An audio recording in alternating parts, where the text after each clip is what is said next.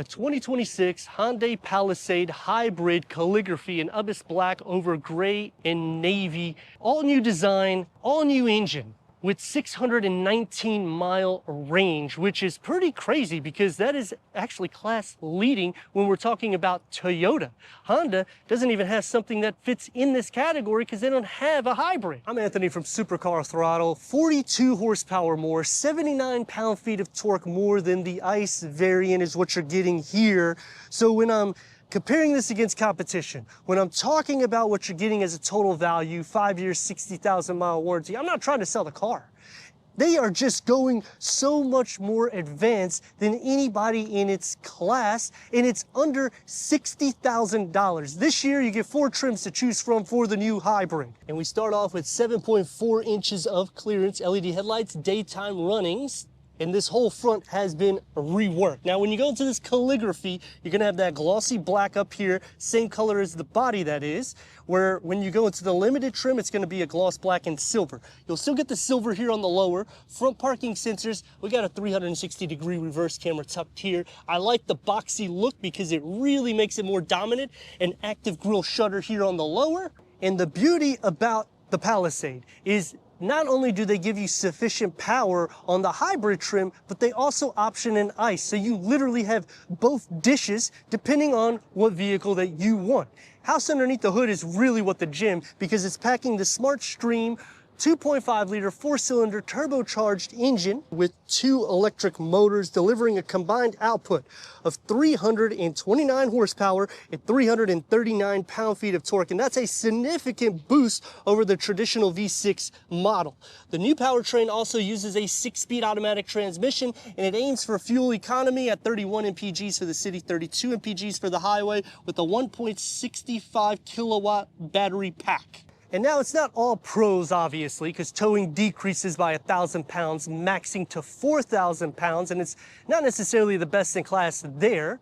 But the styling elements, I think they nailed it because it's a minimalistic look, it's wider, it's longer, and it looks more aggressive. Wheel designs. Now you can go as low as an 18-inch on the SEL and the SEL Premium. When you go into the Limited, it does tick it up to a 20-inch wheel, and some people don't necessarily like that because it starts changing the actual drive, making it a little bit more bouncy in the interior, but we'll see how it is on the test drive later on this review.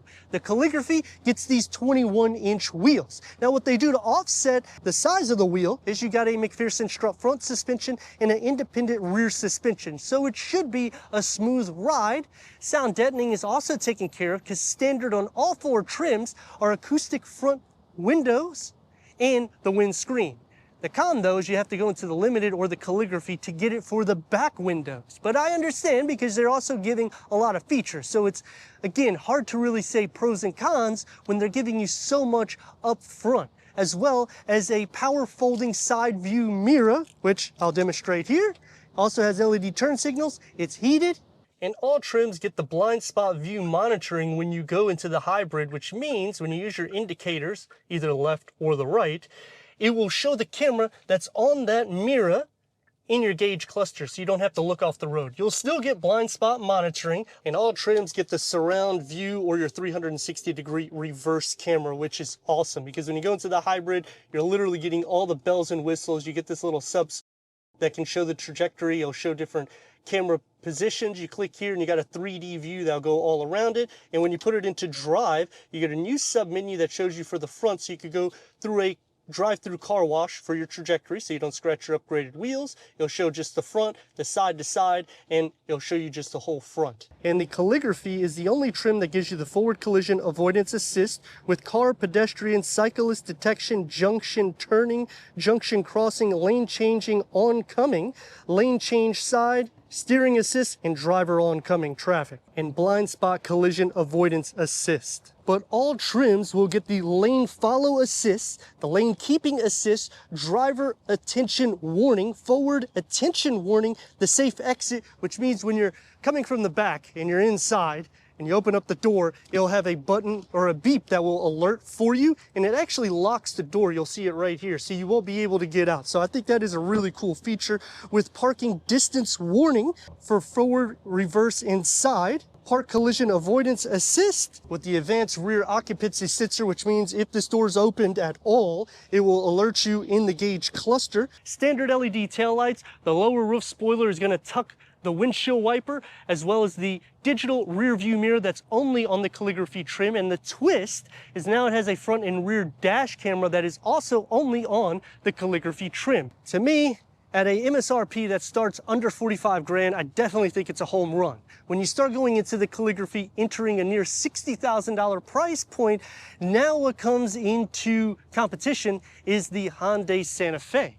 because that's also a third row variant. You get basically the same amount of capabilities, whether towing, ground clearance, and interior amenities, which doesn't make sense that they actually gave us competition in their own brand. As for Toyota, they do have two different variants where this kind of slots in between the Highlander and the Grand Highlander, but this is going to get better range. It's going to get less towing capabilities. So the big question is, should you option the all-new Palisade hybrid or go to the competition? Let us know in the comments. If you're new to the channel, click the subscribe, click the like, because all these clicks will help with the algorithm so we can bring more vehicles to the channel. But for me, if I was to get this in the mid $50-ish thousand price point, I think I would take it off the lot. This is the key fob.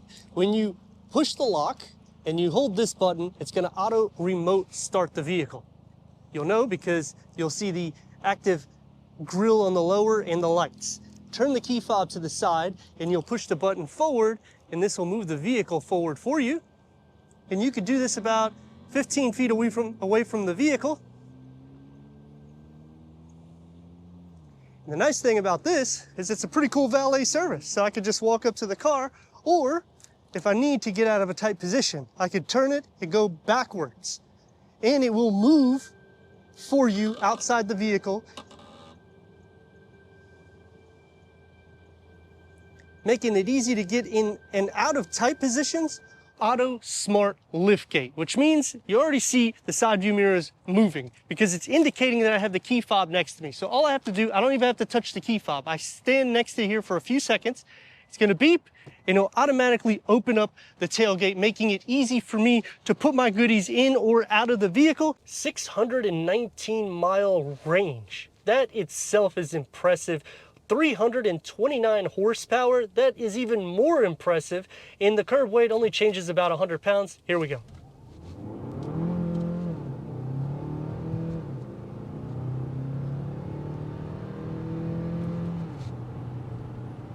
And it gets up to speed quick. Blind spot view monitoring, so I can get in and out of lanes without any issues. Performance is there. That's what the turbocharged engine does. It literally just takes off.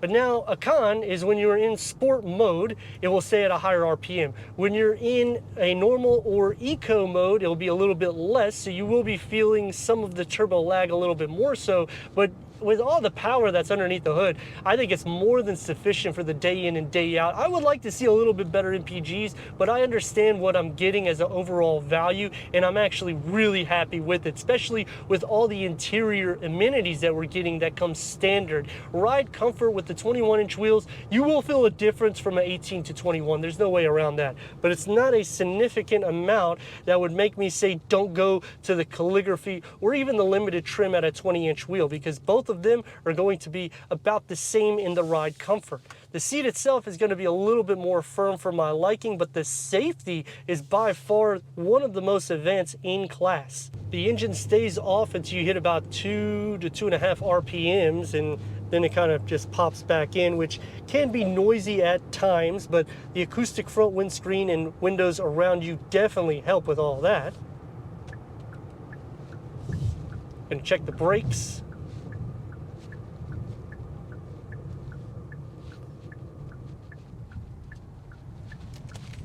Which can stop on a dime if you need to.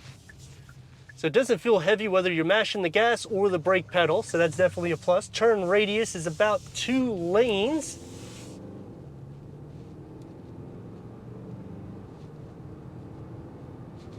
And it seems like you'll be hitting right around 2.5 to 3 RPMs pretty much at all times. That's also why your fuel economy is the way it is. And cleaning up the interior where all these screens are integrated into the dash, I love this.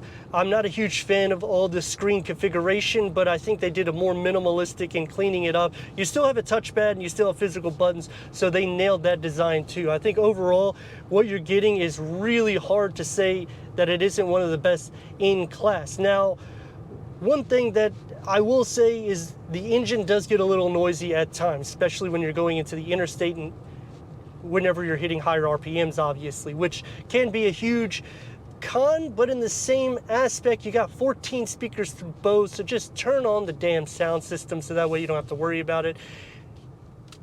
And I would like the seat cushions to be a little bit more forgiving because they are a little bit more sporty. And when I go into calligraphy, I'm usually going here because I want it to be the most luxurious. Now, as for competition, Mazda, I think, is one that is going to be the most comfortable, and it has more of a dynamic suspension, so it's going to be a lot more sporty, where this actually is a little bit more composed, more daily driven. And if you're looking for features, by far, this is going to be the best variant compared to even Toyota, Honda, or anybody. It actually outclasses everybody that it's in. This is just a car that you can continue to drive miles and miles. It's really hard to say Hyundai didn't nail it. If I was a buyer looking for this particular vehicle, I would option this over the ICE because you're getting a lot more value all blended in one SUV, plus the most range in class. But let me know your thoughts in the comments, and if you're new to the channel, consider subscribing. Check out this next video right here.